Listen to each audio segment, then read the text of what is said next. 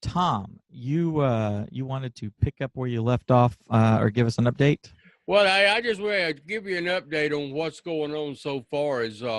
I went into the computer, removed the RAM, put them back in, um, and then tried it. It didn't work, so I removed one RAM, tried it, didn't work.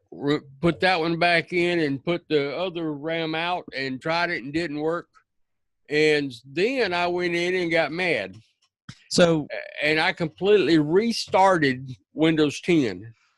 like, you reinstalled it from ground level. Yeah. Gotcha.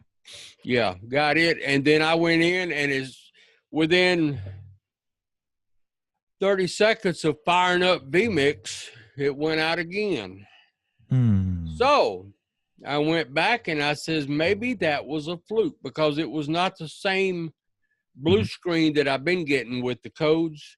Did you write the codes down to see if there's anything? Didn't get a chance. It just flashed and was gone. Right. On that one. But I went to redo it to see if I could. I had my camera ready to take a picture of the screen, if nothing else. And I went to Facebook, to the church site, what I always stream to on Sunday, turned it on live stream, put it on I think it was a color bar. Put that in there, and it streamed for 4 hours.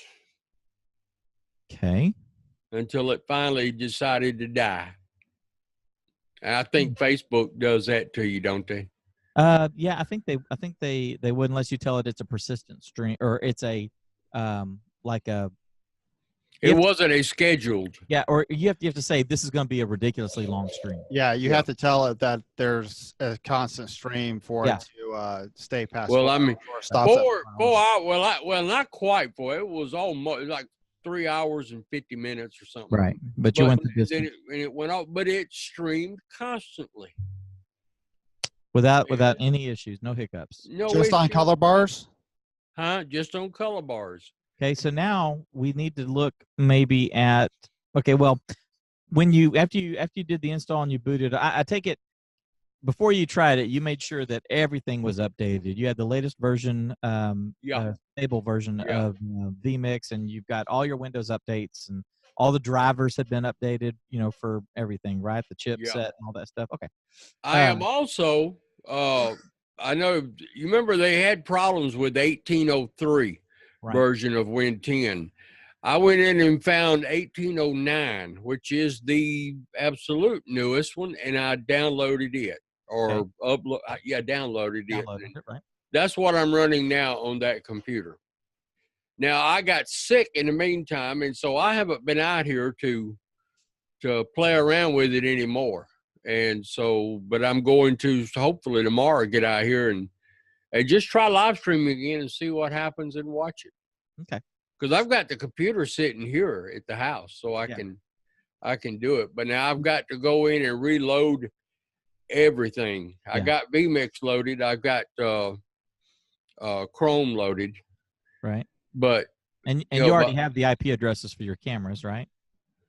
Oh yeah. Did you bring one of the cameras home to test with? No. Okay. Not a bad idea. Well, I was just wondering if maybe one of those cameras was throwing some shade and that was causing the problem. But you had the problem when you did your first boot up and first tried, and it yelled at you. But then you did color bars, and it was fine. So now the next thing is to switch your main camera and pipe it through there for an hour, and let's just see. Yeah, and switch scenes. Yeah.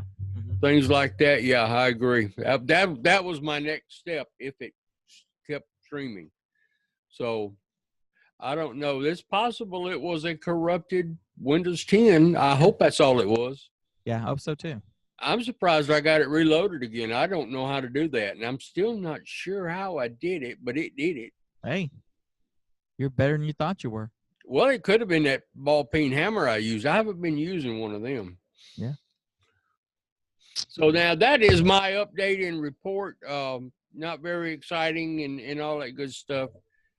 And why is Justin waving?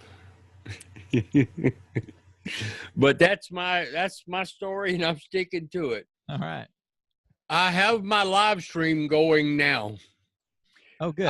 While I was listening to Chris with with his situation and stuff, I decided I'd go ahead and try it. So I turned on Facebook, went to the church page, hadn't hit live or anything like that yet. And I went back and clicked on vMix, and as soon as I did, it got the blue screen. I grabbed my camera, but I couldn't take a picture before it went off. So I waited for it to reload. And I'm at 7 minutes and 12 seconds right now on the live stream. Using the same sources? Yeah.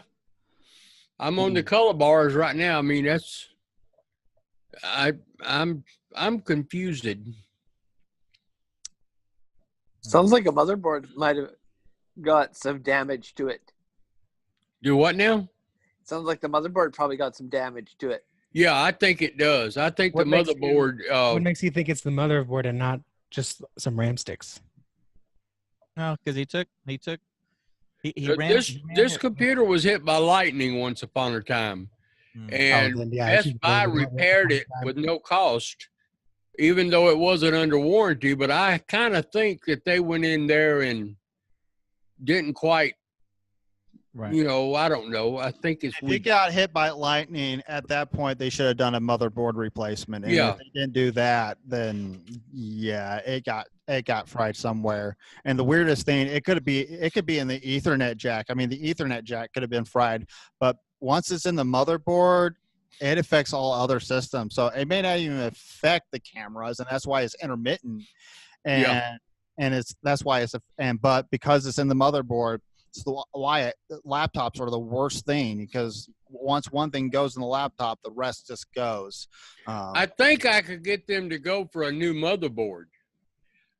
But if I'm wrong, then they spent that money for nothing, and I probably get rode out of town on a rail or something. Well, a motherboard is you're basically replacing half of your computer. Yeah.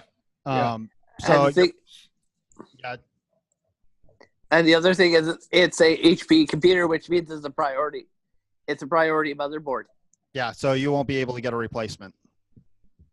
Well, I can put an ATX board in there. I think whatever the number is, I've researched them, and about $150, $175 for a motherboard. Only problem is those cases are not a standard ATX style unit. All HPs I've ever dealt with always have. They may look like they're ATX, but they change HP as to make it impossible, pretty much, to replace. They change it just a few. They might change the mounting holes just by a couple inches or several millimeters, and it's enough to make it. I put a new motherboard when my computers got hit by lightning. I put a ATX motherboard into my HP computer, and now it was a tight fit, but it fit. Were you able to screw all the screws? Because that's what Jordan's saying. Everything matched that way, and I did not have to replace the CPU or any of that other stuff, just the motherboard. Oh, and that's right. That's the same motherboard. Yeah. Yeah, that's the biggest thing you got to make sure is get the same motherboard for the same socket of CPU. Yeah, now I see what Jordan's saying too, though, because I did some measuring on the motherboard, and some of the ATX boards are too big for that computer. Even though they're supposed to be the same size, my understanding is a mini ATX or micro ATX or something like that. But it's just streaming away right now, so I don't know. Dell is bad for that too. Pretty much any major computer company is really bad at, if they're big enough to make their own motherboards, they pretty much design the motherboards. They move the slots or the slots and the screw holes just enough to make it so that you can't replace it.